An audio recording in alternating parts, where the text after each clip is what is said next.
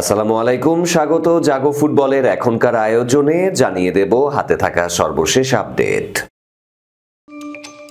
Bicycle কিকে গোল করে Romero বললেন, মেসির থেকেই শিখি।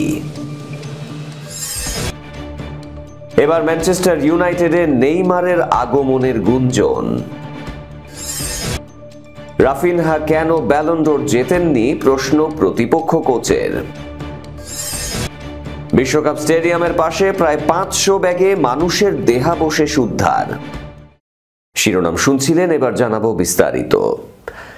ইংলিশ প্রিমিয়ার লিগে নিউক্যাসলের বিপক্ষে নাটকীয় ম্যাচে 2-2 গোলে ড্র করেছে টটেনহ্যাম হটস্পার। এই ম্যাচে অবিশ্বাস্য পারফরমেন্সে দলকে হার থেকে বাঁচান টটেনহ্যামের আর্জেন্টাইন ডিফেন্ডার ক্রিশ্চিয়ান রোমেরো। একটি ডাইভিং হেডার ও একটি চোখ ধাঁধানো বাইসাইকেল কিকে তিনি করেন 2টি গোল। ম্যাচ শেষে অনুপ্রেরণা হিসেবে মহাতারকা লিওনেল মেসির নাম উচ্চারণ করেন রোমেরো।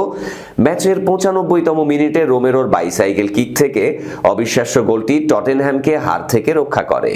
সেই গোলের ভিডিও মুহূর্তেই সামাজিক যোগাযোগ মাধ্যমে ভাইরাল হয়ে যায়। ম্যাচ শেষে টেলিভিশন সাক্ষাৎকারে রোমেরো বলেন, এটা সত্যি সুন্দর একটি গোল ছিল। যখনই আমি আর্জেন্টিনা জাতীয় দলে থাকি, প্রতিদিনই মেসির কাছ থেকে নতুন কিছু শিখি। রোমেরো স্বীকার করেন, বর্তমানে টটেনহ্যাম কঠিন সময় পার করছে। দলটি সর্বশেষ জয় পেয়েছিল 4 নভেম্বর চ্যাম্পিয়ন্স লিগে কোপেনহেগেনের বিপক্ষে 4-0 গোলে। এরপর টানা বাজে পারফর্ম করে যাচ্ছিল দলটি। ম্যানচেস্টার ইউনাইটেডের সাথে ড্র, নর্থ লন্ডন ডার্বিতে আর্সেনালের কাছে বড় হার, চ্যাম্পিয়ন্স লিগে পিএসজির কাছে পরাজয় এবং ঘরের মাঠে ফুলহ্যামের বিপক্ষে হার, সব মিলিয়ে চাপে ছিল টটেনহ্যাম শিবির। এই সংকটময় সময়ে নিউক্যাসলের বিপক্ষে শেষ মুহূর্তে অসাধারণ এক পারফরমেন্সে দলকে হার থেকে রক্ষা করেন রোমেরো। তার এই 2 গোলেই টটেনহ্যাম অন্তত 1 পয়েন্ট নিশ্চিত করতে পেরেছে। দলের বর্তমান অবস্থান নিয়ে রোমেরো বলেন, শেষ 3-4টি ম্যাচে আমরা নিজেদের মান অনুযায়ী খেলতে পারিনি। সময়টা সত্যিই কঠিন যাচ্ছে। আবারও ম্যানচেস্টার ইউনাইটেডের সঙ্গে জড়িয়ে গেছে নেইমার জুনিয়রের নাম। বিশেষ করে শীতকালীন ট্রান্সফার উইন্ডোকে সামনে রেখে ইংল্যান্ডের মিডিয়ায় এই গুঞ্জন এখন বেশ জোরালো। যদিও ব্রাজিলিয়ান ফরওয়ার্ড বর্তমানে সান্তোসে খেলছেন, তার ইনজুরি ও খেলার ধারাবাহিকতার অভাব আছে। তবুও তিনি নাকি রুবেন আমোরিমের প্রকল্পকে শক্তিশালী করার সম্ভাব্য অপশন হিসেবে বিবেচিত হচ্ছেন। ফ্রান্সের সাবেক স্ট্রাইকার লুই সাহা বলেছেন, অন্য সময় আমি নেইমারের ওল্ড ট্র্যাফোর্ডের আগমনকে উৎসবের মতো দেখতাম। তিনি মনে করেন, নেইমারের সেই বিশেষ ক্ষমতা আছে যা ইউনাইটেডের আক্রমণ ভাগকে আরো উজ্জ্বল করে তুলতে পারে, বিশেষ করে সৃজনশীলতা ও আক্রমণাত্মক কৌশলে। কিন্তু তার বর্তমান শারীরিক ফিটনেস নিয়ে প্রশ্ন আছে। ইংল্যান্ডের ক্লাবটির জন্য প্রয়োজন এমন খেলোয়াড় যারা দলের জন্য আত্মত্যাগ করতে পারে। ম্যানচেস্টার ইউনাইটেড গত গ্রীষ্মে 200 মিলিয়ন পাউন্ডের বেশি খরচ করে আক্রমণ ভাগ পুনর্গঠন করে। নতুন খেলোয়াড় হিসেবে যোগ হয়েছে মাথিয়াস কুনহা, ব্রায়ান মেবেউমো ও বেনিয়ামিন সেস্কোর নাম। তবুও আক্রমণ ভাগ এখনো পুরোপুরি স্থিতিশীল নয়, তাই আরো খেলোয়াড় কেনার সম্ভাবনা আছে। তবে লুই সাহা সতর্ক করে বলেছেন, হুযোগে না মেতে শুধু দলের প্রয়োজনীয়তা অনুযায়ী খেলোয়াড় বেছে নিতে হবে। নেইমারের ভবিষ্যৎ শুধু ইংল্যান্ডেই নয়, গোটা বিশ্বে আলোচনার বিষয়। তাকে বিভিন্ন প্রিমিয়ার লিগ ক্লাবের সাথে জড়িয়ে গুজব রটানো হয়েছে। পাশাপাশি MLS বা ইন্টার মায়ামির মতো ক্লাবকে জড়িয়েও তার ট্রান্সফারের গুঞ্জন আছে। বলা হচ্ছে তিনি লিওনেল মেসি ও লুইস সুয়ারেজের সাথে আবারও একত্র হতে পারেন। সাবেক মার্কিন গোলরক্ষক ব্র্যাড ফ্রিডেল বলেছেন, যদি নেইমার পুরোপুরি ফিট থাকেন তবে মায়ামিতে খেলা উপযোগী হবেন। হ্যান্সি ফ্লিকের কোচিংয়ে সবশেষ মৌসুমে অপ্রতিরোধ্য ছিলেন রাফিনিয়া। ইউরোপীয় ফুটবলে 2024-25 মৌসুমে প্রতিপক্ষের জালে প্রায় প্রতি ম্যাচে গোল উৎসবে মেতে উঠত বার্সা, আর কাতালান ক্লাবটির আক্রমণ ভাগের প্রাণভোমরা ছিলেন রাফিনিয়া। ঘরোয়া ট্রেবল জেতা ওই মৌসুমে ক্লাবের হয়ে সবচেয়ে বেশি গোলে অবদান রাখা ফুটবলারও এই ব্রাজিলিয়ান উইঙ্গারই। মনে হতে পারে, হঠাৎ গত মৌসুমের আলাপ কেন? ব্যালন ডোর, ফুটবলের সর্বোচ্চ ব্যক্তিগত এই স্বীকৃতি সর্বশেষ উঠেছে পিএসজির ফরওয়ার্ড উসমান দেমবেলের হাতে। অনেকের মতে এই সোনালী ট্রফি ফরাসি এই ফরওয়ার্ডেরই প্রাপ্য ছিল। তালিকায় 2-এ ছিলেন বার্সার তারকা উইঙ্গার লামিন ইয়ামাল, আর তার সতীর্থ রাফিনিয়ার জায়গা হয়েছে 5 নম্বরে। ব্রাজিলিয়ান উইঙ্গারকে যেখানে অনেকে ব্যালন ডোর জয়ের অন্যতম দাবিদার ধরে রেখেছিলেন, সেই রাফিনিয়া কিনা 5 নম্বরে। অনেকের মতো এবার অ্যাথলেটিকো মাদ্রিদের কোচ ডিয়েগো সিমিওনি নিজের বিস্ময় প্রকাশ করলেন রাফিনিয়ার ব্যালন ডোর জিততে না পারা নিয়ে। গতকাল রাতে নু ক্যাম্পে অ্যাথলেটিকোর বিপক্ষে বার্সেলোনার 3-1 গোলে জয়ের ম্যাচে কাতালান ক্লাবটির হয়ে প্রথম গোলটি করেন রাফিনিয়া। ম্যাচের পর স্পেনের ক্রীড়াভিত্তিক সংবাদ মাধ্যম ফুটবল স্পানাকে বার্সার বিপক্ষে ম্যাচের বিভিন্ন বিষয় নিয়ে কথা বলেন অ্যাথলেটিকোর কোচ সিমিওনি।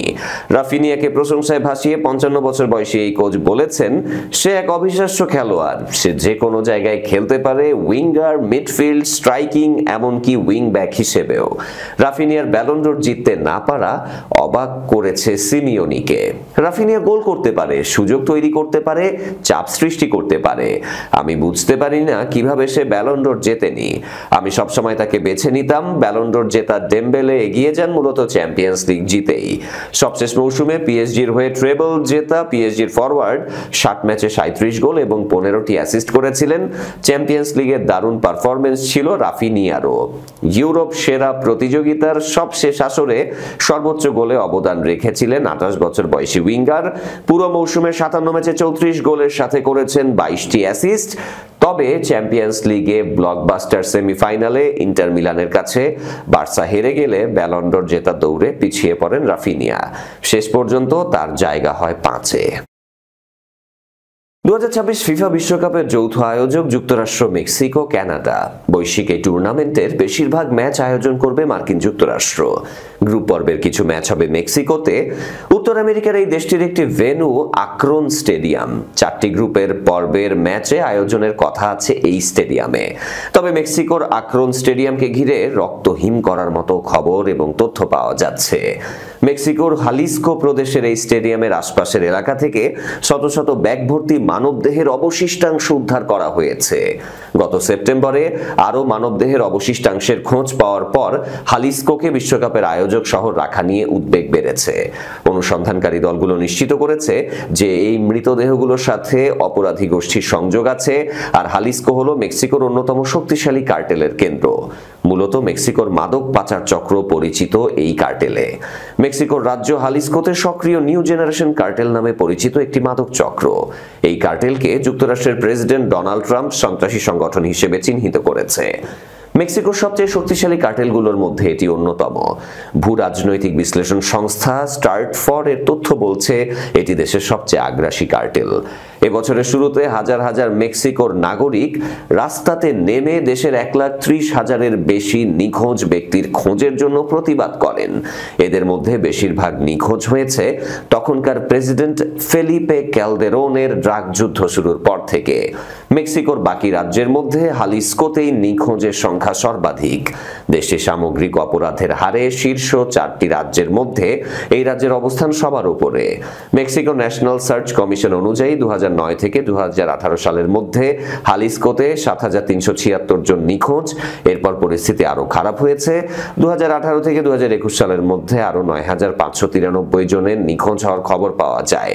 নিখোঁজের ঘটনা বাড়ার সাথে সাথে প্রশ্ন উঠেছে, প্রায় 6 মাসের মধ্যে বিশ্বকাপের ম্যাচ আয়োজনের জন্য রাজ্যটি কতটুকু প্রস্তুত।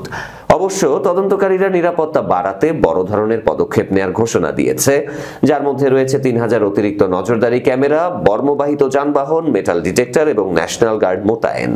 বিশ্বকাপের আগে শিভাস দে গুয়াদলাহারার হোম স্টেডিয়াম আক্রমণে আরও আয়োজন করবে আগামী মার্চের ইন্টার কনফেডারেশন প্লে অফ ম্যাচগুলো। সেখানে নিউ ক্যালদোনিয়া মুখোমুখি হবে জ্যামাইকার, আর এই ম্যাচের বিজয়ী খেলবে DR কঙ্গোর বিপক্ষে। এই ম্যাচের বিজয়ী দল জায়গা পাবে বিশ্বকাপের মূল পর্বে। এরই সাথে শেষ করব এখনকার জাগো ফুটবল। শেষ করার আগে শিরোনামগুলো আরো একবার। বাইসাইকেল কিকে গোল করে রোমেরো বললেন, মেসির থেকেই শিখি। এবার ম্যানচেস্টার ইউনাইটেডে নেইমারের আগমনের গুঞ্জন। রাফিনহা কেন ব্যালন ডোর জেতেননি, প্রশ্ন প্রতিপক্ষ কোচের। বিশ্বকাপ স্টেডিয়ামের পাশে প্রায় 500 ব্যাগে মানুষের দেহাবশেষ উদ্ধার। এই ছিল আজকে জাগো ফুটবলে। ধন্যবাদ আমাদের সাথে থাকার জন্য। আল্লাহ হাফেজ।